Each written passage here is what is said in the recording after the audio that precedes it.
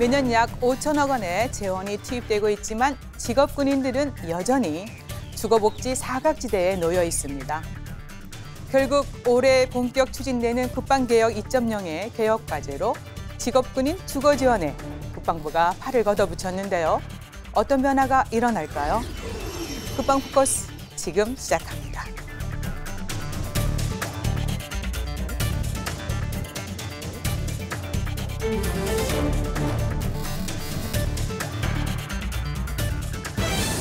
지난 1월 최초로 직업군인 주거시설 관리를 위한 전문 기관이 개설됐습니다. 국방부가 주거정책 문제점 타파를 위한 개혁에 시동을 건 것입니다. 그동안 직업군인들은 가족 희생까지 무릅쓰며 낡고 비좁은 노후주택에서 생활해왔습니다. 연간 5천억 원의 예산이 투입됐지만 체계적인 관리 부족으로 급속히 노후화된 주택. 시대 변화를 반영하지 못한 현금 지원은 오히려 부담을 가중시키기도 했습니다. 앞으로 어떻게 달라질까요? 지금부터 새로운 정책 추진 과제를 살펴보겠습니다.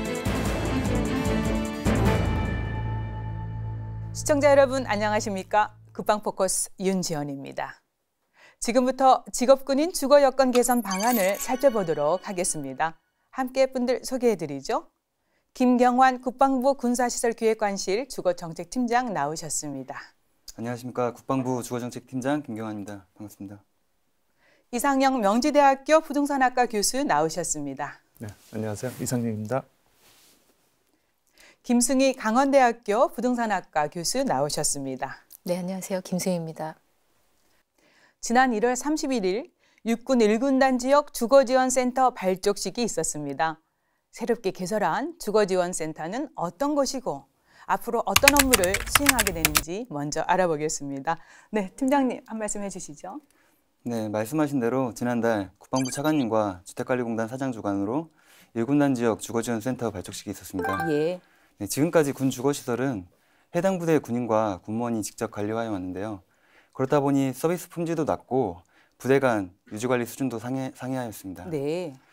네, 이를 개선하기 위해 올해 1월부터 1군단 1만 세대의 관사와 간부 숙소에 대해 관리 운영을 LH 산하의 주택관리 전문기관인 주택관리공단에 시범적으로 위탁하게 되었습니다. 네. 이번에 개설된 주거지원센터는 앞으로 1군단 지역 주거시설에 대한 관리 운영 업무를 전담하여 수행하고요. 예. 네, 소규모 보수와 같은 시설 관리는 물론 입대거 처리, 관리비 수납 등과 같은 운영 업무까지도 통합하여 수행하게 됩니다. 네. 이제 1군단 지역 내에 이제 시범 운영을 먼저 해보는 거잖아요. 네, 그렇습니다. 네.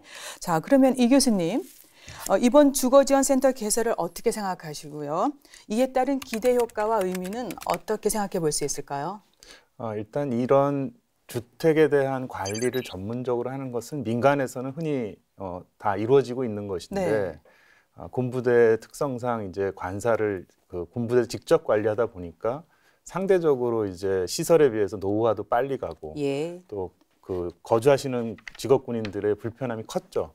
그러니까 이제 앞으로 이런 식으로 민간에서 사실 또는 공공에서 이미 이루어지고 있던 주택 관리의 전문성이 결합이 되면 네. 일단 관사의 노후 정도를 상당히 개선할 수 있고요. 네. 또 나아가서는 거기에 여러 가지 불편했던 사항에 대해서 전문가들이 신속하게 대응을 해서 주거 만족도도 상당히 올라가고 네. 그래서 결과적으로 직업군인의 주거 안정이 이런 것들을 통해서 달성될 수 있다고 생각합니다. 네.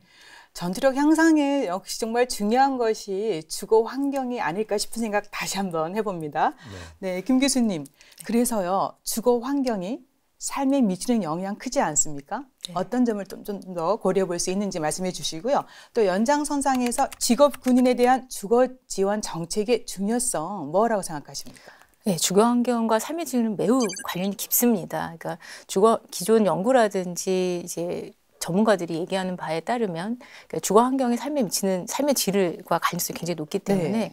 주거 환경에 대한 만족도가 높을수록 삶의 질도 굉장히 높아지고요. 네. 반대로 주거 만족도가 열악하거나 만족도가 낮게 되면 삶의 질이 낮게 됩니다. 삶의 질이 낮다는 것은 개인에 대한 행복감이라든지 이제 만족감이 낮아지기 때문에 어느 국가에서든 어느 곳에서든 최우선적으로 복지 정책을 접근을 해야만 되는 부분 중에 하나인데요. 네. 이러한 연장선상에서 직업군인들의 특성을 보면은 아시다시피 직업군인들은 다른 직업과는 달리 직업 특수에 굉장히 특이한 직종입니다. 네. 보통 짧게는 1년, 또 길게는 2, 3년 주기로 잦은 전속이 이루어지다 보니까 항상 주거가 불안정하고요. 예. 이사 때마다 경제적인 부담이 굉장히 높을 뿐만 아니라 자녀 교육의 어려움도 많이 발생을 예. 합니다. 그리고 직업군인의 한 절반 정도가 오지 근무를 하고 있기 때문에요. 네. 생활 공간이 굉장히 제약이 되고 최근에는 맞벌이가 증가하고 있기 때문에 별거 간부가 급증하는 등 여러 가지 문제점들이 있습니다. 네. 근데 이런 연장선상에서 보면은 직업 특수성으로 인해서 헌법에서조차 인정하고 있는 예. 거주 이전의 자유라든지 아니면 오지 생활로 인해 가지고 건강하고 쾌적한 환경에서 생활할 수 있는 권리도 굉장히 많이 침해를 받고 있는 상태입니다. 그래서 네. 따라서 그 어떤 것보다도 주거에 대한 질적 수준 확보가 향후 군인들에 대한 복지 향상의 최대 과제일 거라고 그렇게 생각을 하고 있습니다. 네, 주거 환경이 삶의 질에 미치는 영향이 크다. 그리고 직업군인의 어떤 특수성을 감안한 그런 주거 지원 정책이 절실한 시점이 아닐까 싶습니다. 네, 그래서요, 주거지원센터라는 새로운 조직을 마련한 것이 아닐까 싶습니다. 센터가 생기게 된 배경을 좀 더 살펴보고요. 먼저 군인은 공무원 등과 같은 직업과는 다릅니다. 주거 지원을 해주고 있는데 무엇 때문이고 어떤 법령에 근거해서 또 어떤 기준에 의거해서 지원되고 있는지 팀장님 말씀해 주시겠습니까? 네. 예, 국가는 군인복지기본법 구조에 따라서 군인에게 주거를 제공할 책무를 가지고 있습니다. 네. 이렇게 법령에 규정하면서까지 주거를 지원하고 있는 것은 앞서 김성희 교수님께서 잘 말씀해 주셨는데 그 직업적 특수성, 다시 말해 명령만 주어지면 전국 각지에서 생명을 담보로 국가에 헌신하는 군인들을 위한 국가의 최소한의 약속이라고 생각합니다. 네. 예, 주거를 지원하는 그 기준을 보면 부양가족이 있어서 가족과 함께 거주하는 군인들은 관사를 네. 일반 아파트라고 생각하시면 되겠고요. 그리고 미혼이거나 가족과 떨어져 지내는 군인은 원룸 같은 간부 숙소를 제공하고 있습니다. 예. 예, 그리고 관사가 부족한 경우에는 민간 아파트에 전세 자금을 지원하고 있고요. 네. 그리고 어떠한 지원도 받지 않은 군인에게는 주택수당을 지급하고 있습니다. 예. 그래서일까요? 지난해 실시한 군인복지 실태조사 결과에 의하면은 직업군인들이 가족복지 향상을 위해서 가장 시급하고 개선해야 될 점이 뭐냐라는 답변에 주택 및 주거 생활을 꼽았습니다. 그렇다면 직업군인의 주거 환경, 지금 무엇이 문제인 건지요? 네, 아주 많은 문제가 있는데요. 네. 그래도 가장 큰 문제를 꼽는다면 비효율적 관리에 따른 시설 노후라고 할 수 있겠습니다. 예. 예, 그동안 주거시설을 국방부에서 체계적으로 관리하지 못하고 예하부대에 관리 운영 책임을 이르며 왔습니다. 네. 그러다 보니 주거시설이 이제 급속하게 노후화되고 있고 유지 예산도 충분히 반영되지 못하다 보니까 네. 제대로 된 보수도 이루어지지 않고 있는 실정입니다. 그 다음 문제는 주거시설의 부족 문제가 되겠습니다. 네. 지금 현재는 건립 위주로 주거를 제공하다 보니 예산의 제약상 주거시설이 많이 부족한 상황이고요. 네. 또한 작전 환경 변화에 따라서 편제 조정되다 보니까 지역별로 수급도 이렇게 불균형 현상이 발생하고 있습니다. 네. 물론 이와 같은 주거시설의 노후와 부족 문제의 근본 원인은 다 국방부 차원에서 종합적인 정책이 부재함에 있다라고 말씀드릴 수 있겠습니다. 네, 그러니까 비효율적 관리, 이게 정말 다시 개선돼야 될 부분이고요. 그리고 또 부족한 거에 대해서도 또 충족을 시켜줘야 되겠고요. 맞습니다. 그리고 이제 수급과 관련해서 이제 시설 노후화에 또 발맞춰서 빨리빨리 개선을 해줘야 되는데요.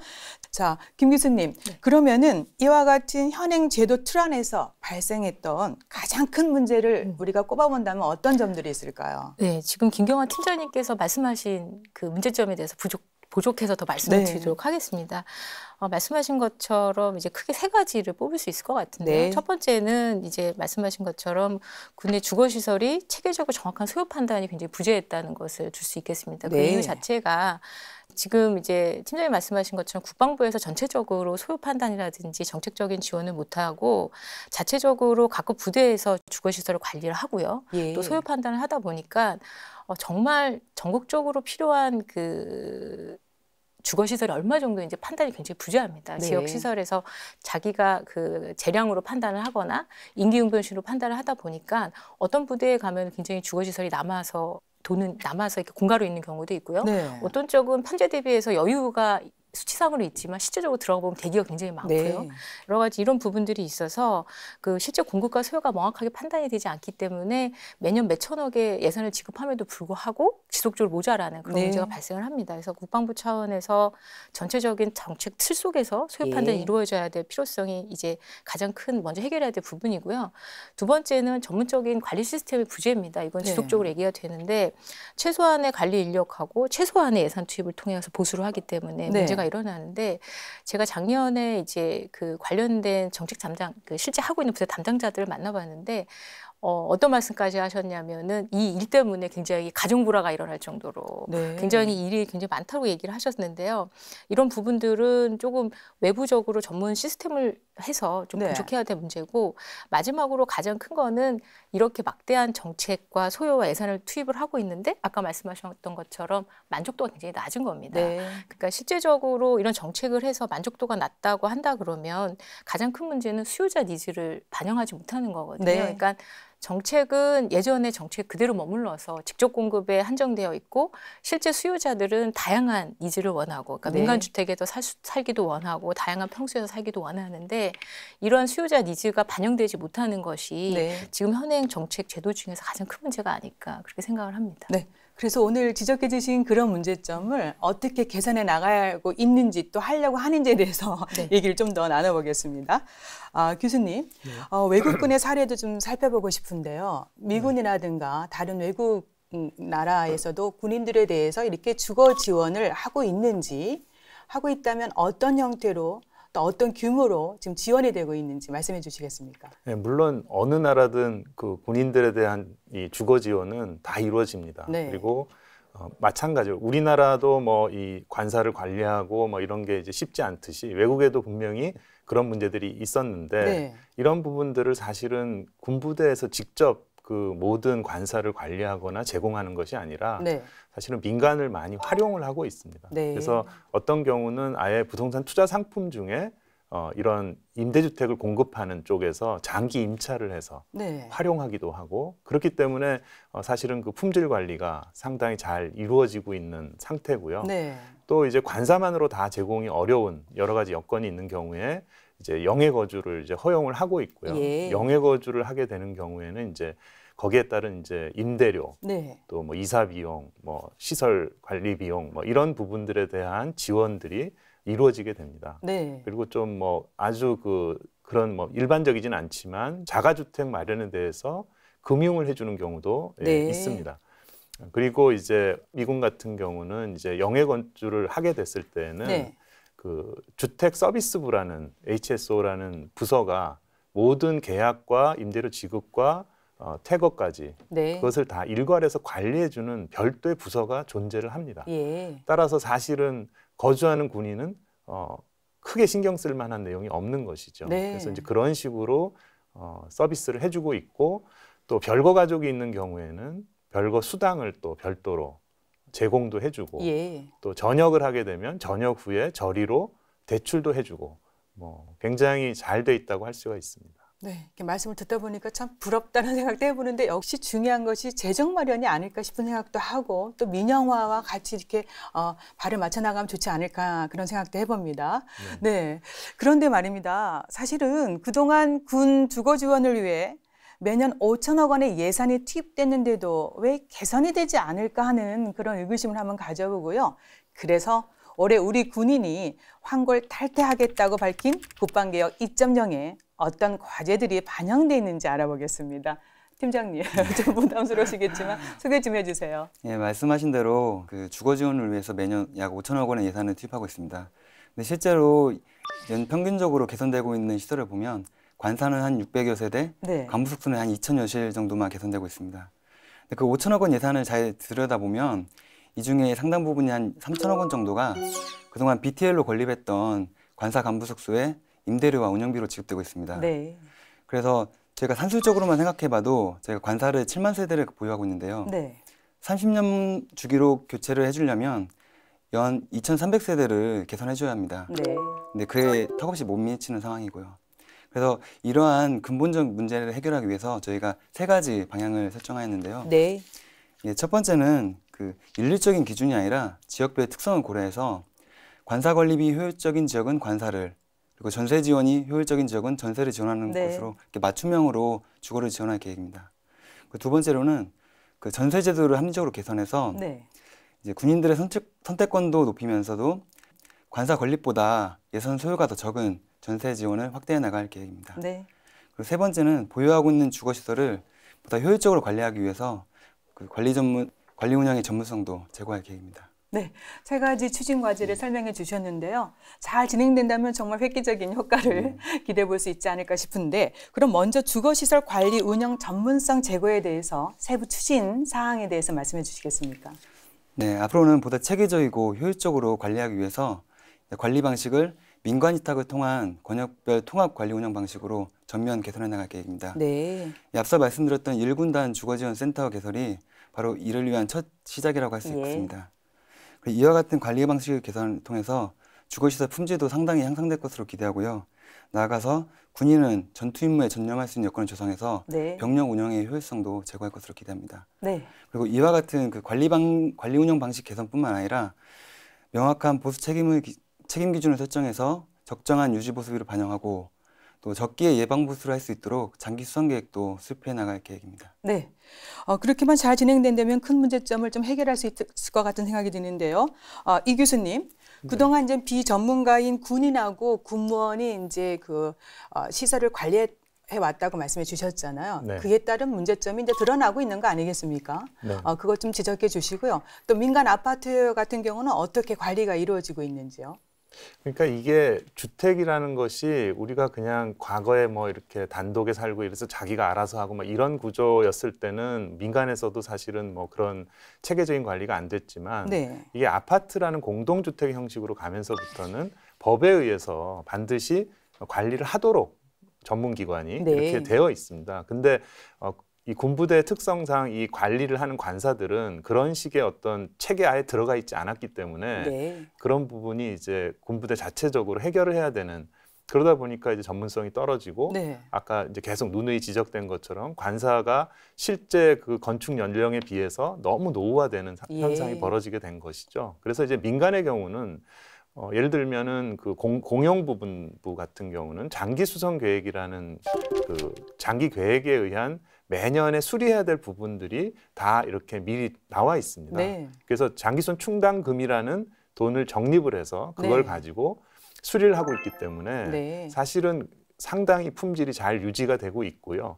공공임대 아파트의 경우는 임대 부분까지, 전용 부분까지도 다 마찬가지 관리를 해줍니다. 네. 그러니까 이런 관리가 되고 안 되고의 차이는 사실은 시간이 지나면 현격하게 나타날 수밖에 없다라고 보이고요. 네. 그런 부분에서 이제 향후에 관사가 이런 전문적인 기관에 의해서 관리된다는 거는 이제는 관사의 노후화를 상당히 우리가 더디게 만들 수 있고 또 그런 과정에서 사실 예산도 절감될 수 있고 네. 여러 가지 장점이 있다고 생각을 합니다. 그러니까 민간 아파트 같은 경우에 개보수는 우리가 관리비를 내면서 그 안에 포함되어 있지 않습니까? 네. 그래서 이제 관리 유지가 잘 되고 있는데 팀장님, 근데 이제 군인 관사나 주거에 대해서도 전문 인력을 투입해서 이제 하겠다는 거 아니겠습니까? 네, 효율적 관리를 하겠다고 말씀해 주셨는데 중요한 건 역시 그만큼 비용이 또 많이 투입되지 않을까 싶은데요. 그런 부분을 조금 더 어떻게 할 것인지 말씀해 주시겠습니까? 예, 물론 그 비용이 증가한다고 생각할 수도 있겠지만 따져보니까 그렇지 않더라고요. 예, 지금까지는 관사를 보수할 때 그 외부 업체 계약을 통해서 보수를 실시하고 있었습니다. 네. 앞으로는 1군단 같은 경우에는 그 주거지원센터에 전문 인력이 직접 보수를 실시해서 예. 보수 단가를 절감할 수 있을 것으로 보이고요. 네. 그리고 현재도 부대별 상황에 따라서 그 시설 관리에 한해서 위탁 관리를 하는 경우가 있습니다. 네. 그래서 보면 한 200~300세대를 관리하는데 통상 한 3명 정도가 투입되고 있습니다. 예. 근데 이번 1군단 사업 같은 경우에는 그 만 세대를 시설 관리뿐만 아니라 그 운영 업무까지도 수행하는데 총 35명이 운영됩니다. 예. 다시 말씀드려서 이렇게 규모의 경제에 따라서 저희가 더 현재와 동일한 관리비로도 더 나은 보수가 가능하고 네. 나아가 현역 인력도 절감할 수 있을 것으로 기대하고 있습니다. 근데 왜 이 시점이 시작이 됐는지 아무튼 뭐 네. 지금부터 중요하지 않겠습니까? 네. 김 교수님. 네. 관사에 살아보셨잖아요. 네. 네. 근데 군인 관사의 경우에 네. 지금 계속 강조하고 이제 얘기 나오는 게 노후화 속도가 빠르다. 이제 그만큼 이제 뭐 관리가 잘 안 됐기 때문에 그런 부분이 있는데요. 일반 주택과 비교해 봤을 때 네. 그 수준이 어느 정도이고요. 또 이런 부분까지도 전문 기관에 위탁을 한다면 해결을 할 수 있을까요? 저희 아버지가 직업군이셨어가지고요. 제가 어릴 때 이제 관사에서 생활을 했었습니다. 네. 근데 그 당시에는 우리나라 전반적으로 주택이 그렇게 많이 공급이 되지 않았었기 때문에 주거의 진척 수준이 그렇게 나쁜 수준이 아니라 좋은 그 여건이 굉장히 좋았습니다. 네. 근데 지금 현재와 비교를 해보면 그 대체적으로 이제 지금 현재 군내에 있는 주거 시설 중에 30년 이상 된 주거 시설이 10% 이상 존재를 하고요. 네. 그다음에 20에서 30년 이상 된 그 사이에 있는 권령된 그 관사도 한 30% 정도 가까이 됩니다. 네. 근데 그 이러한 실제 20에서 30년 사이의 관사에 대해서 지금 현재 제가 그 주거시설 성능에 대한 전수조사를 이제 과제로 진행을 하고 있습니다. 예. 근데 그 현재 서울 경기하고요, 충청권 일부를 했고 네. 3월까지 전국을 대상으로 조사를 할 계획인데요. 그 현재 실제 현장에 가서 보면 20에서 30년 된 주택들의 모든 주택들이 집안 치마가 이루어지고 있었고요. 기울기가 어느 정도 있고 벽면의 균열, 그다음에 철근 노출 및 부식 누수 등이 발견이 되었습니다. 굉장히 근데 위험한데요. 네, 예. 예, 특히 이제 그 건축된 이후에 그 배관이랑 이런 교체가 전혀 작가 교수님 말씀하셨듯이 장기수선 충당금이나 이런 것들이 없었기 때문에 네. 그런 것들에 대한 교체가 없어서 이번 겨울 같은 경우에 동파된 곳이 상당히 많이 있었고요. 실제 가보면은 누수나 결로 때문에 최상층하고 최하층에는 사람이 살지를 않고 방치한 경우도 네. 굉장히 많았고, 그 다음에 저희가 이제 현장에서 봤을 때 0.3mm 이상에 되는 그 균열들이 다수 육안으로 확인이 됐는데요. 네. 그런 그 균열이 굉장히 크게 나중에는 좀 장기적으로 뒀을 때는 큰 그 노후화에서 굉장히 큰 문제를 발생을 함에도 불구하고 예. 이제 현장에 계신 담당자들이 이제 전문적인 식견이 좀 없으시다 보니까 굉장히 대수롭지 않게 생각을 하시는 부분도 굉장히 많았습니다. 그래서 아까도 계속 말씀이 있었지만 주거관리의 그 전문적인 목적 자체가 그 급속한 노후화를 방지하고 장기적으로 네. 보면 더 내후년화를 더 높이기 위해서인데, 이를 위해서는 전문가 개입이 훨씬 필수적이라고 생각이 되고요. 네. 그런 것들이 진행되지 않았기 때문에 실제적으로 이제 민간 아파트에 비해서 군의 관사가 훨씬 더 노후화가 빨리 진행될 수밖에 없는 악순환이 계속 네. 이루어지고 있는 것 같습니다. 유지보수 비용 확충 정말 절실합니다. 네, 팀장님 계속 얘기를 듣다 보니까요. 지금 1군단에 시범 운영되는 주거지원센터에 대한 관심이 커질 수밖에 없습니다. 그 시범 운영 계획이 어떻게 추진될 것인지에 대해서 좀 더 자세히 말씀해 주시겠습니까? 네, 앞서 그 왜 이 비용도 더 많이 드는 것도 아니고 네. 이 좋은 거를 왜 이제 시작하느냐 이렇게 말씀하셨는데 네. 저희도 이 사업을 준비하면서 저희 이제 상부에 보고할 때도 이분들도 이거 진작 추진할 걸 왜 이제 하지 이런 의문을 많이 가지셨습니다. 네. 네, 아시겠지만 국방부 차원에서 컨트롤 타워를 할 수 있는 그런 부서 자체가 없었습니다. 네. 그래서 저희가 16년 3월 달로 주거정책팀이 만들어져서 이렇게 운영되고 있는데요. 네. 그러다가 이제 문제점을 하나씩 분석하다 보니 이런 식으로 개선하면 되겠다라고 해서 예. 그때 찾은 거고요. 네. 이 위탁관리 사업에 대해서는 저희 지휘부에서도 관심이 매우 높으십니다. 네. 저희 장차관님께서도 조기에 정군에 확대하라고 이렇게 지시도 하셨고요. 네. 그래서 저희가 이번 1군단 시범 사업에 대해서 올해 상반기에 이제 운영 실태를 점검할 거고요. 네. 그와 동시에 앞으로 장기적으로 어떤 식으로 확대해 나갈 것인지 장기 확대 로드맵을 수립할 계획입니다. 예.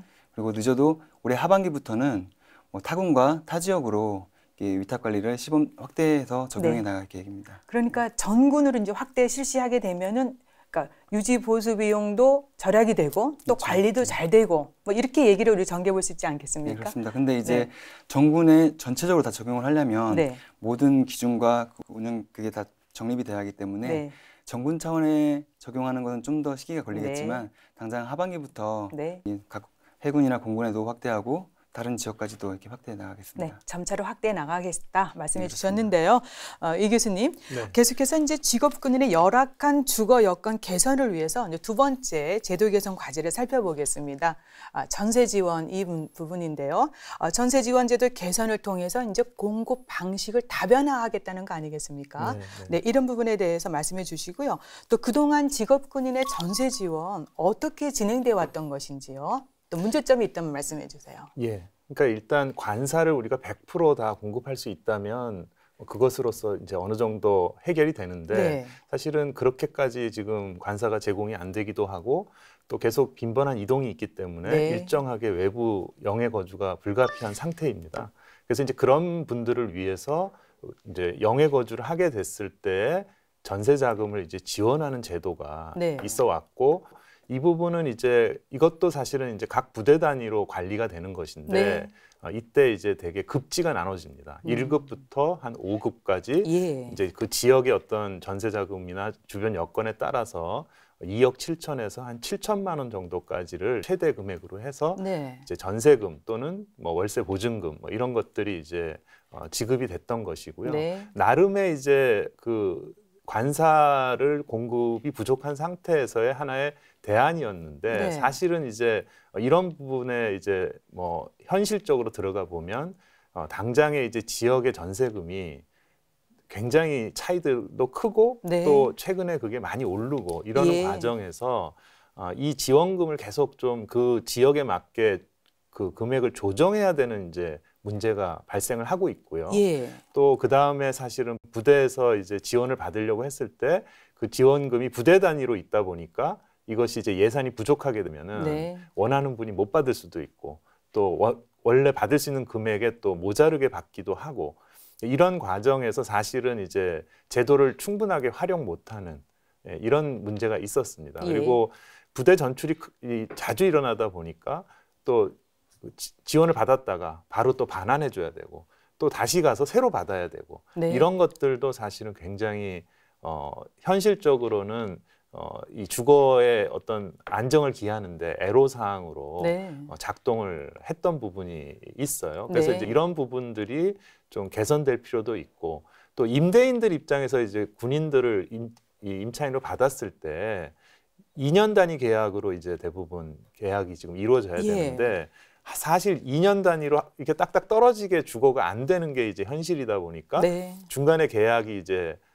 중단돼야 되고 그러면 또 그 반환의 과정에서 여러 가지 문제들이 발생을 하고 예. 또 임대인들 입장에서는 임차인한테 보증금을 반환하지 않고 금융기관에 또 반환해야 되고 뭐 이런 것들이 사실은 이제 흔쾌하게 이제 물건을 내주기가 또 어렵게 느끼는 부분이 예. 분명히 있어 왔다는 네. 겁니다. 그래서 이제 이런 불편함들을 과연 이제 앞으로 이 전세 주거 제도를 바꾸면서 어떻게 개선해 줄 것이냐가 굉장히 중요하고요. 네.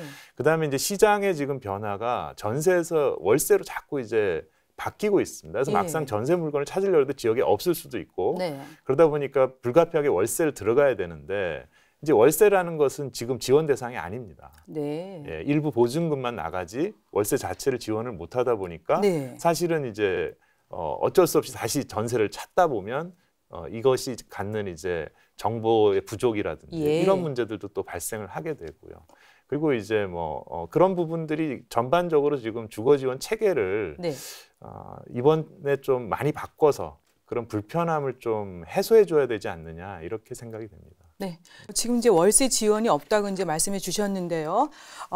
팀장님, 사실은 내 집 마련을 위해서는 현물보다는 현금 지원을 더 선호할 것 같지만 사실은 지금 말씀 주셨지만은 이게 정부의 주택 정책하고도 같이 연관되지 않습니까? 나날이 치솟는 이 집값의 개인 부담은 더 커질 수밖에 없다는 생각이 들고요. 또 지역별 격차도 크지 않습니까? 네, 그런 걸 감안해서 직업군인 전세 지원 제도가 향후 어떻게 변화될 것이고 어떤 게 더 보완될 것인지에 대해서 보충 설명해 주시겠습니까? 네, 알겠습니다. 네, 좀 전에 이상형 교수님께서 전세제도의 문제점을 잘 분석해 주셨는데요. 네. 그 말씀해 주신 사항 하나하나가 저희가 앞으로 이제 풀어야 될 과제인 것 같습니다. 저희가 이제 방향을 전세 지원 확대로 잡고 있기 때문에 네. 먼저 전세 제도를 합리적으로 개선하는 게 선행돼야 할 것으로 보입니다. 그래서 먼저 작년 성과를 말씀드리면 네. 저희가 서울 보증과 MOU를 체결해서요. 대출 방식을 개인 신용대출 방식에서 그 보증보험을 통한 담보대출 방식으로 전환하였고요. 네. 또 지원받을 수 있는 은행도 그 부대 간의 협약을 맺은 52개 지점에서 국민 하나은행이면 전국 모든 지점에서 그 지원을 받을 수 있도록 전환하였습니다. 그리고 말씀하신 것처럼 예산이 부족해서 전세를 신청하고도 지원받지 못하는 경우가 발생하지 않도록 네. 그 17년 대비 18년에는 그 물량을 2,000세대 확대해서 반영을 했고요. 예. 그 은행과 정산 방법도 부대가 은행 간에 하던 거를 국방부와 은행 본사가 하는 걸로 해서 예. 그 부대별로 예산 그 불균형에 따라서 지원을 못하는 경우가 발생하지 않도록 조치했습니다. 그러니까 개인의 어떤 부담을 많이 줄여준 거네요. 예, 그렇게 노력은 했으나 네. 이제 올해 추진해야 될 사항이 가장 중요한 사항인데요. 네. 예, 말씀하신 것처럼 지금 시중 전세가가 굉장히 지속적으로 상승하고 네. 있습니다. 반면 군 간부 대상 전세 지원 금액은 14년부터 그대로 유지되고 있습니다. 네.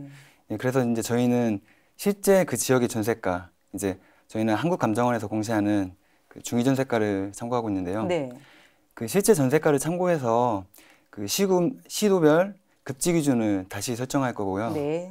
그리고 전세 지원 금액도 중위전세가를 고려해서 상당히 현실화해서 그 개인이 부담을 완화할 수 있는 방향으로 네. 검토하고 있습니다. 어쨌든 보증보험 가입을 통해서 제도 운영상 미비점을 보완하겠다 이런 말씀 해주셨고요. 자, 그런데 궁금한 게요. 근무지역 내 자가주택을 보유했을 경우에 지원이 제한됐던 것 같은데 이 부분은 어떻게 변화되고 개선될 겁니까? 네, 이것도 저희가 계속 문제점으로 생각하고 개선하기 위해서 지금 계속 추진하고 있는데요. 네. 그러니까 지금은 근무지역 내 자가를 보유하면 그 이유를 불문하고 관사나 전세를 지원하지 않고 있습니다. 예. 근데 이제 군인의 특성상 그 근무지 이동이 잦기 때문에 자가를 보유했다고 해도 그 자가를 보통 임대를 주는 경우가 많아서 네. 본인이 그 지역으로 전입을 와도 자가에 들어가지 못하는 경우가 많습니다. 네. 따라서 이제 앞으로는 그 자가를 보유했다 하더라도 임대 등의 사유로 본인이 입주가 불가능하면 관사나 전세를 지원하는 방향으로 검토하고 있고요. 네. 저희가 이 전세 지원의 현실화와 함께 이런 제도 운영상 미비점을 상반기 훈련 개정할 때 반영할 계획입니다. 네. 그렇군요. 자, 그러면요. 이 교수님, 네. 이제 그 밖에 현실적이고 더 실질적인 효과를 위해서 보완될 점이 어떤 게 있는지 말씀해 주시고 또 향후 추진함에 있어서 요거는 꼭 고려돼야 된다. 최우선적으로 해야 된다. 그런 게 있으면 말씀해 주시겠습니까? 예, 그러니까 뭐 가장 중요한 거는 사실은 이제 그런 지원을 받는 분이 본인이 그 당연히 받아야 될 부분을 여러 가지 불편함과 이 그런 어떤 그 어려움을 갖고 해서는 안 된다라는 관점에서 좀 편리하게 바꿔줘야 된다라는 예. 생각이고요. 또 그런 것들을 위해서 이제 사실은 뭐 아까 미군 같은 경우 예를 들었지만 이제 사실은 부대에서 거의 다 그 군 쪽에서 다 서비스를 해주는 식으로 그것들을 가져가거든요. 네. 그러니까 저희도 사실 장기적으로는 이 주거 지역을 정하는 그 부분에서 사실 그런 여러 가지 물건에 대한 정보라든지 계약 과정에서의 여러 가지 문제들도 네. 사실은 좀 신경을 써서 해결을 해주는 게 저는 좋다고 생각을 하고요. 네. 한 가지 이제 좀 현실적인 문제는 전세제도 중심으로 우리나라 임대차가 지금 과거에는 그랬지만 네. 지금 이미 절반 이상이 월세고 계속해서 월세가 늘어날 건데 네. 그러다 보면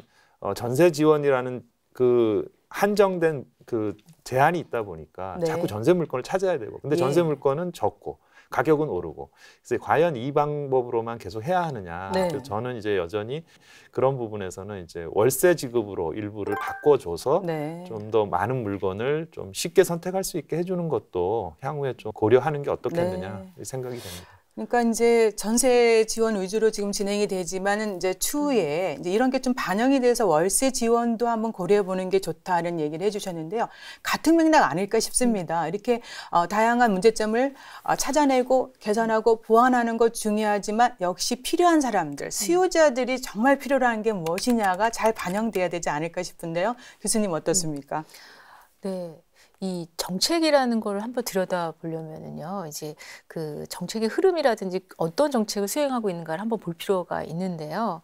그 여태까지 군의 그 주거 정책이라는 것 자체는 정말 절대 물량이 없을 때는 직접 공급하기 가장 효과적입니다. 네. 공급을 해서 예산은 비록 많이 들지만 직접 공급을 하는 것만큼 주거 문제 해결할 수 있는 가장 큰 문제는 없어요. 근데 이게 소득 수준도 올라가고 여러 가지 주거 여건들이 굉장히 좋아지면은 수요자 맞추면 수요자의 니즈를 반영한 네. 정책이 변동이 되는 거는 절대 명제입니다. 네. 이거는 군의 주거 시설뿐만 아니라 이제 우리나라 전반적인 주거 정책도 이게 반영이 되거든요. 그래서 직접적인 주거 정책에서 현재는 다양한 방식의 간접적인 주거 지원이 많이 이루어지고 있습니다. 예. 근데 국방부 군 같은 경우에는 지금까지도 이런 국방 개혁이나 이런 것들이 일어나기 전까지는 굉장히 직접적인 공급, 굉장히 예전에 진행을 했던 그러니까 공급자 그 중심의 공급이 굉장히 이루어졌었던 예. 것 같아요. 그래서 그런 것들을 일단은 바꿀 필요성들이 있고 그러한 논의들이 지금 이루어지고 있는 네. 것 같습니다. 그 작년에 실시했던 군 주거조사 실태조사 결과에 따르면은요, 그 실제적으로 그 관사 입주라든지 간부들이 원하고 있는 주거 면적 같은 경우에는 이제 공급 면적 기준으로 하면은 33평 정도, 네. 85제곱미터를 굉장히 이상 규모를 희망하는 것이 한 40% 이상 나타났었고요. 그다음에 희망하는 방 개수도 한 60% 이상의 방 3개 정도를 희망을 했습니다. 네. 근데 이러한 규모는 일반적인 그 우리나라 평균 주거시설 현황하고 주거시설 면적하고 비슷한 네. 수준이거든요. 그러니까 전반적으로 군 주거 수준에 대한 질적 제고를 굉장히 요구하는 걸로 나타났습니다. 근데 현실을 들여다보면 군 주거 시설의 약 60%가 15평 미만의 협소관사입니다. 그리고 또 지어진 지 20년 경과한 주거 시설이 30%나 되고요. 그러니까 이상하고 현실하고 너무 괴리가 크기 때문에 실제적으로 넉넉한 그 관사를 갖고 있음에도 불구하고 공가가 많이 발생을 하고 최근에 지어진 BTL 같은 경우에는 대기가 굉장히 많아지고 이렇게 수요와 공급의 이 미스매치가 굉장히 많이 이루어지고 있습니다. 예컨대 이제 노후화되고 협소화된 관사 같은 경우에는 그 최근에 라이프 스타일을 반영을 못해요. 국민소득이 굉장히 높아졌기 때문에 라이프 스타일이 높아져서 졌음에도 불구하고 주거 설비는 굉장히 예전 70년, 80년대를 지향을 하고 있기 때문에 그러니까 주거 환경이 정말 개선돼야 되지 않겠습니까? 그러니까 예컨대 양문형 냉장고가 들어가지 못하는 현황이 되고요. 최근에 대형화된 이런 자전제품 자체를 설비를 넣을 수 없는, 그러니까 예를 들어서 관사에 간다, 간부숙소에 간다 그러면 짐을 축소해야 되고 자기가 갖고 있던 짐을 갖고 못 들어가는 그런 형태가 되기 때문에 그 이런 시설 규모도 맞지 않는 부분이 굉장히 많습니다. 그러니까 이러한 수요자의 니즈하고 이런 현실에 대한 공급 현실과의 괴리를 좁혀질 수 있도록 그러니까 수요자 니즈를 반영한 다양한 간접적인 지원 정책, 그러니까 지금까지의 그 공급 일변도의 그 공급 위주의 그런 정책에서 벗어나서 아까 말씀하신 전세 대부도 마찬가지고 월세도 마찬가지고 이러한 정책들이 굉장히 다양하게 펼쳐져야 될 걸로 봅니다. 다양한 정책이 정말 시급한 시점인데요. 또 이제 주거 환경 우리가 표현을 많이 쓸 때 이제 거기에 들어가는 게 교통시설 들어가고요. 또 부대시설 여러 가지 들어가는데 이제 학교 문제는 어떻게 할 것인가, 주변에 좋은 학교가 있느냐, 이제 이런 얘기도 하게 되는데요. 또 중요한 게 이제 산업화하고 도시화가 급속하게 진행됨에 따라 과거에 왜 도시 외곽 지역에 소규모로 관사나 군 주거 지역이 많이 건립이 됐었잖아요. 근데 그 속에서 또 낙후 지역으로 전락되고 있습니다. 이런 부분도 우리가 쉽게 개선을 해야 되는데 좀 실태가 어떤지가 궁금해지는데요. 그러니까 지금까지 군 주거시설에 대한 공급이 주거의 목적을 둬서 공급하지는 않았습니다. 군사적인 군인들의 이제 그 군사적인 활동을 하는 거에 대해 부족한 역할로 했었기 때문에 아까 말씀하신 것처럼 이제 그 여러 가지 현장 조사를 다니다 보면 두 가지 양상이 나타납니다. 첫 번째는 도심 속에 있지만 하나의 섬처럼 외딴적으로 섬처럼 존재하는 공간이 있습니다. 그러니까 예전에는 그 외곽 지역에 있었을 게 분명한데요. 도시화가 이루어지고 되다 보니까 주변 환경이 굉장히 좋아진 거죠. 그래서 아까 말씀하신 대로 교육 여건이라든지 의료나 문화나 교통에 대한 접근성은 굉장히 좋아졌지만 그 주거시설 자체만 외딴 섬처럼 이렇게 도심 지역에서 이렇게 딱 있는 그런 경우도 굉장히 많이 있었습니다. 그러니까 외부 주거 환경은 좋아졌지만 실제 그 건축물은 낙후되고 주변 지역과 단절돼서 연계성이 없는 경우가 좀 나타나고요. 이러한 경우에는 거주하고 있는 군인 가족들이 굉장히 상대적인 박탈감을 느끼고 거주 불만이 높아질 수밖에 없는 문제점이 발생을 하게 되고요. 또 하나는 나홀로 아파트로 존재하는 경우가 있는데요. 특히 이제 격오지 같은 경우에 많이 분포를 합니다. 농촌 지역 같은 경우나 이제 그 접경 지역 같은 경우에는 이제 그 주변 자체에 주택지가 없기 때문에 관사를 직접 공급할 수밖에 없는데 진짜 한 동만 딱 주변에 진짜 그 저녁에 가보면 가로등도 없고 굉장히 껌껌한데 그 나홀로 아파트만 존재하는 경우가 굉장히 많이 있습니다. 근데 이런 경우 같은 경우에는 지금과 같은 라이프 스타일로는 가서 거주를 할 만한 가족들이 많지 않습니다. 최근엔 맞벌이도 많이 늘어나고 있고요. 그래서 나홀로 환사 같은 경우는 대부분 공가율이 높고요. 이렇기 때문에 관리 부실도 많이 되고 방치 문제도 많이 발생을 합니다. 그래서 그 아까 이제 팀장님께서도 말씀을 하셨지만 이렇게 지역별 특수성을 고려를 하고요. 지역별 특성을 고려해서 수요자 니즈를 반영을 할 수 있는 다양한 네. 지원이 같이 얼개처럼 굉장히 촘촘하게 연계가 돼야지 조금은 주거 환경도 굉장히 좋아지고 만족도도 높아질 것이라고 이렇게 생각이 됩니다. 네, 지금 두 분 교수님들께서 지적해 주신 그러한 사항들, 즉 수요자들의 요구 사항들이 잘 반영되는 주거 지원 개선 제도 필요하고 또 저는 또 반영이 잘 되고 있다는 얘기들을 들었는데요. 그 부분에 대해서 좀 변한 게 있으면 말씀해 주시고요. 결국은 이제 수요자 중심의 맞춤형 주거 지원을 위한 세부 추진 계획이 어떻게 진행되는지에 대해서도 언급을 좀 해주시겠습니까? 네, 이제 저희가 수요자 맞춤형 주거 지원이라는 목표를 잡고 이제 추진해 나가고 있는데 네. 그게 이제 완성되기까지는 좀 시간이 걸릴 것 같긴 합니다. 근데 저희가 지금 추진하고 있는 걸 말씀드리면 그러니까 지금까지는 그 대위 중사 이상의 68%가 관사 소유다. 그리고 3인 가족은 24평, 4인은 28평 이런 면적 기준 네. 딱 두 가지 기준에 따라서 관사를 짓고 거기에 살아라 이렇게 하는 정책이었습니다. 근데 말씀하신 것처럼 그 전방 격오지랑 후방 지역, 그 도시 지역과 비도시 지역은 생활 환경이 너무 다르고 예. 또 군인분들이 원하는 주거 형태도 다릅니다. 그래서 지금 현재 저희는 그 전국에 보유하고 있는 16만 주거 시설에 대한 전수조사를 여기 계신 김성희 교수님과 함께 진행하고 있고요. 네. 그 상세한 시설 전수조사를 바탕으로 그 주거 시설의 뭐 연도나 면적 그것뿐만 아니라 네. 그 말씀하신 것처럼 주변 교통, 의료, 문화 환경 그 전반적인 주거 환경을 포함한 그 군 주거 시설의 표준을 설정할 계획입니다. 네. 그래서 최소 앞으로 군 주거 시설은 이 정도 이상은 돼야 된다라는 기준을 설정할 거고요. 네. 이를 기준으로 해서 전국에 보유하고 있는 모든 주거 시설을 등급화시킬 겁니다. 네. 그래서 그 등급 결과에 따라서 특정 등급 이상은 개선해서 지속 활용하고 특정 등급 이하는 처분해서 매각하고 네. 이런 식으로 그 지역별 맞춤형 계획을 수립할 계획입니다. 네. 네. 아까 말씀해 주신 대로 양문형 냉장고는 그렇죠. 꼭 들어가야 될 것 들어갈 수 있는 같고요. 규모로. 네. 그리고 방세계를 선호하고 있다. 이런 게 참 중요하지 않을까 싶습니다. 자, 그런데요.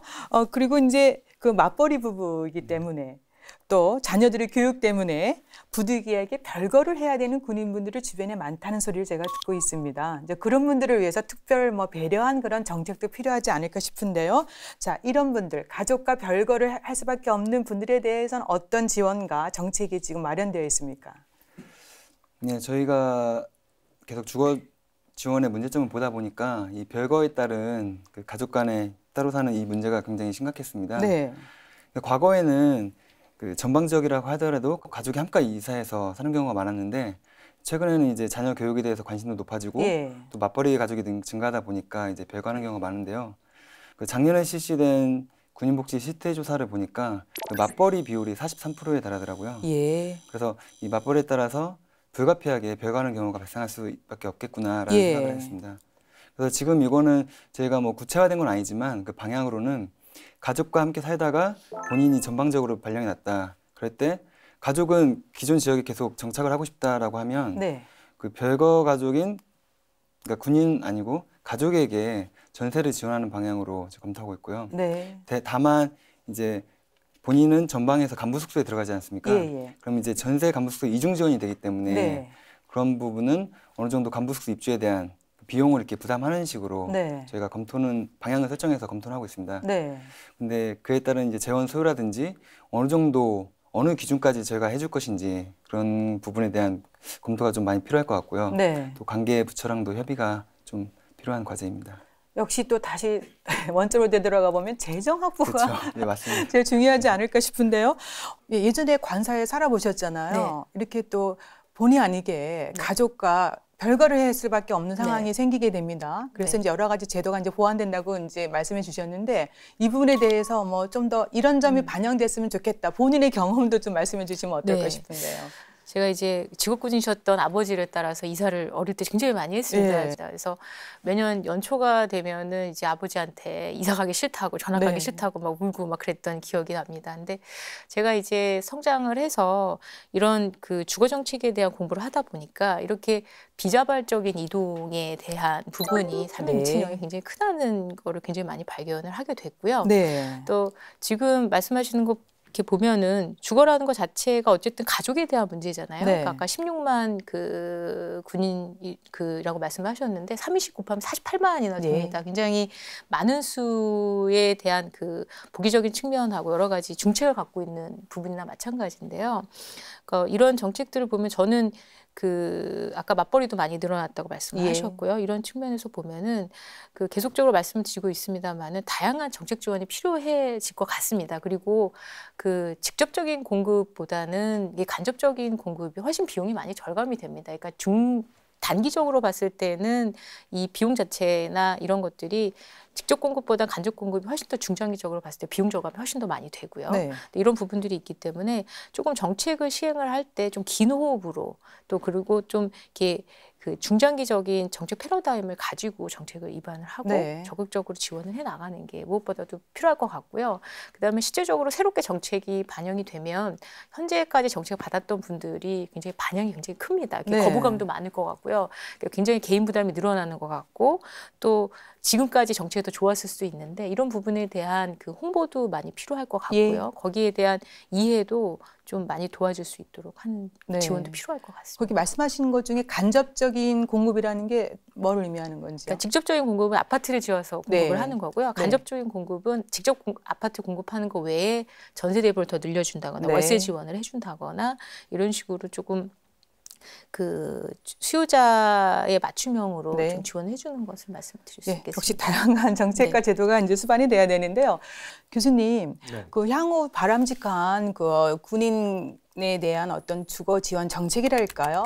좀 그런 거에 대해서 의견이 있으시면은 한 말씀 부탁드리겠습니다. 네, 그러니까 저희가 지금까지는 현역 직업 군인들을 위한 이제 주거 지원을 주로 논의를 했는데요.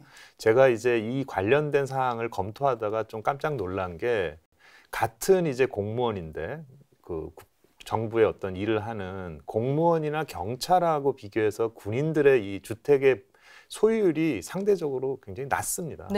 이게 낮은 이유가 이제 뭐 예상컨대 이것이 이제 관사라든지 여러 가지 주거 지원을 현역 때는 받고 있기 때문에 따로 이제 꼭 집을 만들어야 되겠다라는 이 생각이 좀 적기 때문에 상대적으로 이제 주택을 보유하는 비율이 낮은데 이것이 이제 결국은 전역 후에가 문제가 되는 거거든요.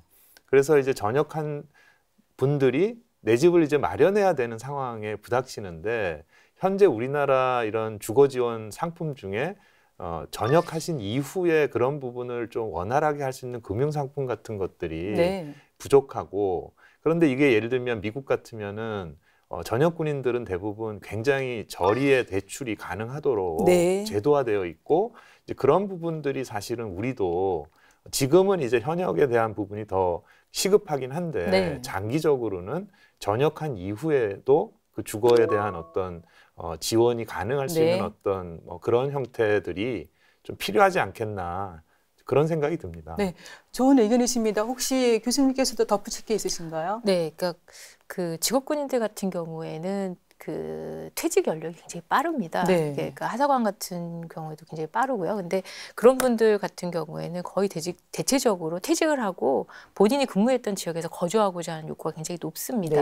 그런데 이제 말씀하신 대로 주택에 대한 문제는 굉장히 적고요. 그래서 그 이런 방안을 좀 더 발전시켜 본다면 이제 군하고 이제 민하고의 상생적인 전략 중에 하나로 그 해당 지역에서의 이런 그 공공임대주택 사업이라든지 이런 것들에 대해서 이제 퇴역하신 군인들 우선적으로 공공임대주택에 입주할 수 있는 권한을 줄 수 있게 같이 공동 개발을 해서요. 그런 부분들도 또 이제 그 방식 중에 하나로 지역하고 해당 지역하고 이제 군하고 같이 상생할 수 있는 방안도 하나 모색을 해보면은 좋을 생각이 듭니다. 정말 좋은 아이디어인 것 같은데요. 팀장님, 거기까지 지금 좀 어떻게 제도가 나아가고 있는지 아니면 앞으로 할 것인지 좀 말씀해 사실 주시겠습니까? 저희가 지금 이제 현역 주거 여건을 개선하는 게 시급하다라고 해서 이제 거기에 초점을 맞춰서 진행하고 있는데요. 사실 저희가 그 작년에 계획안을 만들어서 그 현역분들의 의견을 많이 수렴했었습니다. 그때 상당 부분의 의견이 이제 교수님께 말씀하신 것처럼 제대 후에 주택 마련을 위한 이 저금리 대출 상품 마련 같은 의견을 많이 제시해 주셨고요. 그리고 김승혜 교수님께서 말씀하신 것처럼 지금 철원군에서도 저희 쪽에 요청해 온 게 그 제대군인들이 그 지역에 정착할 수 있도록 정착촌을 건설하겠다. 그래서 이제 군부대 땅과 우리가 무단 점유하고 있는 군유지를 교환해달라 예. 그런 요구가 온 적도 있습니다. 그래서 두 교수님들 말씀하신 상 유념해서 금융기관과도 협의하고 네. 또 지자체와도 협의해가지고 제대 후 군인 주거까지도 저희가 한번 개선 방안을 마련해보도록 하겠습니다. 신중하게 고려해 주시고 또 제도도 마련해 주시기를 기대해 보겠습니다. 네. 지금까지 직업군인 주거 여건 개선을 위해서 우리 군의 개혁 과제와 세부 추진 계획을 살펴봤습니다. 끝으로요. 이러한 계획이 결실을 맺기 위해서 획기적인 주거 환경 개선을 위한 과제에 대해서 바람 있으면 한 말씀씩 듣고 싶습니다. 자, 그러면 우리 김 교수님 먼저 해주시죠. 네, 이런 정책이 잘 만들어지고 다듬어지고 실행이 되려고 그러면 무엇보다도 이걸 실행할 수 있는 조직이 무엇보다 필요할 것 같습니다. 조직이요? 네. 네. 근데 지금 현재 이제 그 주거 지원과 관련해서 TF팀이 운영되고 있는 걸로 알고 있는데요. 국방부 산하의 주거 지원과 관련돼서 지금까지 정책은 시행을 해왔지만 이런 것들을 직접적으로 이제 그 책임을 지고 수행할 수 있는 전담 조직은 없었던 네. 것 같아요. 그래서 이런 조직들을 조속한 시일 내에 마련을 해서 이런 책임감과 막중한 이런 부분들을 부여를 해가지고 잘 진행이 될 수 있도록 그 전담 조직 신설이 굉장히 빨리 이루어졌길 바라는 바이고요. 네. 그다음에 이런 정책들이 한 번에 일회성에 끝날 게 아니라 굉장히 중장기적으로 이렇게 잘 구성이 네. 돼야 될 부분들이 있거든요. 이런 것들에 대한 지속적인 수정도 필요할 거고 보완도 필요할 거고 네. 그래서 계속적으로 한번 지켜보고자 합니다. 그러니까 네. 국방부 내에 전담 컨트롤 타워가 좀 만들어졌으면 좋겠다라는 바람을 말씀해 주셨고 또 지속적으로 가야 된다 네. 맞습니다. 자, 교수님 한 말씀 해주시죠. 이게 이제 결국 가다 보면 아까 이제 예산 문제라든지 이런 게 사실 생각보다 해결하기가 쉽지 않고 네. 그런데 이제 외국의 사례로 보면 사실은 민간을 활용한다라는 것이 이제 단순히 이제 임대 관리만을 하거나 이런 차원을 넘어서 네. 사실은 관사 공급 자체도 뭐 그런 그 금융 상품을 만들어서 공급을 하고 군은 그걸 이용만 하는. 예. 근데 그 비용이 우리가 생각하는 것처럼 직접 공급하는 거에 비해 상당히 떨어질 수가 있어요. 네. 특히 이제 군에서 가지고 있는 이제 땅들이 있기 때문에 네. 사실은 그 땅을 제공하고 거기에 이제 군 관사에 해당될 수 있는 임대주택을 짓는 방식은 외국에서는 상당히 많이 일어나고도 있고 네. 우리도 사실 충분히 저는 가능성이 있다고 생각을 합니다. 그래서 이제 그런 부분에서 사실은 예산을 효율적으로 네. 쓸 수 있는 그래서 그게 일종의 민간을 활용한 간접 공급의 또 한 형태가 될 수 있고요. 네. 그다음에 두 번째는 지금 뭐 이런 그 실제 사이버라든지 뭐 인터넷이라든지 이런 게 굉장히 발전해 있는 거에 비해서 네. 이것을 활용해서 주거를 좀 원활하게 하는 그런 것들이 향후에는 좀 많이 이루어져야 될 것 같아요. 그래서 예를 들면 어떤 뭐 예를 들면 민간에서는 사실 그 물건에 대한 정보들도 다 이 인터넷을 통해서 찾고 있고 네. 또 그 과정에서 그 공공 같은 경우는 계약서 자체도 다 이게 그런 식으로 처리를 하거든요. 네. 그러니까 저희도 좀 더 편리하게 이 주거 정보를 얻을 수 있도록 예. 그런 것들을 좀 체계도 만들고 제공도 하고 네. 활용을 하는 것이 향후에 상당히 좀 그 편의성을 높여줄 수 있는 방식일 수 있겠다. 네. 그런 생각이 듭니다. 꼭 재정이 많이 필요한 것만은 아니다는 생각도 또 해봅니다. 재정도 그렇습니다. 들어가지만 네, 그걸 더 네. 잘 활용할 수 있는 방안이 얼마든지 있을 수 있다라는 것인데요. 이런 걸 또 잘 정책에 반영이 되었으면 좋겠습니다. 팀장님도 말씀해 주시겠습니까? 네, 오늘 국방 포커스에서 이렇게 우리 군 주거 정책을 논의할 수 있는 자리를 만들어 주셔서 너무 감사드리고요. 네. 사실 저희 군 주거 정책의 비전이 혹시 들어보셨을지 모르겠지만 나라를 지키는 군인, 군인 가족을 지키는 나라입니다. 네. 국가를 위해서 생명을 바쳐 일하는 게 임무인 군인에게 적어도 그 가족의 안녕은 국가가 책임지겠다는 약속을 할 수 있어야 한다고 생각합니다. 저희는 이 미션을 실현하기 위해서 저희 국방부와 저희 팀원 모두가 최선의 노력을 다하고 있고 앞으로도 다할 것을 약속드리고요. 네. 사실 지금 한 것보다 이제 앞으로 나아갈 길이 너무 많습니다. 네. 앞으로 우리 군 주거 정책에 많은 관심 가져주실 거 당부드리고요.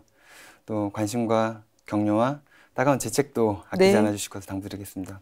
오늘 너무 많은 조언해 주셔서 너무 감사드립니다. 그러니까 이제 이런 전문가들의 의견 또 생각이 좀 잘 반영됐으면 좋겠습니다. 네, 네, 그래야 저희가 꼭 효율적인 또 명심하고, 재정을 네, 가지고 또 파급 효과를 또 확대시키지 않을까 네, 싶습니다. 그렇습니다. 네, 팀장님 계속해서 노력해 주시기 바랍니다. 감사합니다. 네, 결국은 우리 군의 국방 개혁 그리고 전투력 향상을 위해서는 직업 군인들의 가족 복지 향상은 매우 중요합니다.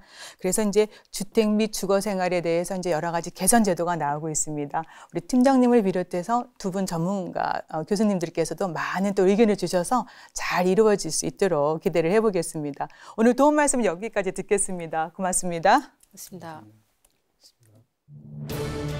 강군 육성과 국방개혁 2.0 달성을 위해 직업군인들을 위한 주거 여건 및 환경 개선은 더 이상 늦출 수 없는 시급한 과제임을 다시 한번 강조해 보면서요. 국방포커스 오늘은 여기서 마치겠습니다. 함께해 주신 여러분 고맙습니다. 다음 주에 다시 찾아뵙겠습니다. 안녕히 계십시오.